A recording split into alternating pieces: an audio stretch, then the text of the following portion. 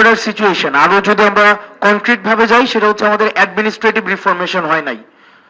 2008 পরবর্তী নির্বাচন, আমি নিজে দেখেছি, 14 সালের নির্বাচন, 18 সালের নির্বাচন এবং হচ্ছে 24 সালের নির্বাচন, এই তিনটা নির্বাচনে সেক্ষেত্রে অ্যাডমিনিস্ট্রেশন খুব নেকেডলি ইন্টারফেয়ার করছে ওই নির্বাচনগুলোতে। এবং ওই নির্বাচনে ইউনুকে কিভাবে কিনা যায়, এখনো পর্যন্ত কিন্তু রাজনৈতিক পরিসরে এই আলোচনাগুলো আছে।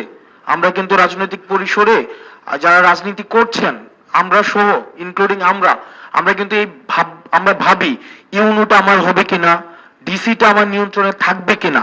তার মানে এখনো পর্যন্ত মনস্তাত্ত্বিক ভাবে আমরা ধরে নিয়েছি যদি অ্যাডমিনিস্ট্রেশন আমার নিয়ন্ত্রণ থাকে, তাহলে নির্বাচন রেজাল্টে আমার একটা দৃশ্যমান একটা ব্যবধান আমি নিয়ে আসতে পারবো, যেটা আমার পক্ষে কাজ করবে। অ্যাডমিনিস্ট্রেশনের জায়গাতে পুলিশের বিষয়টা খুবই গুরুত্বপূর্ণ একটা নির্বাচনে।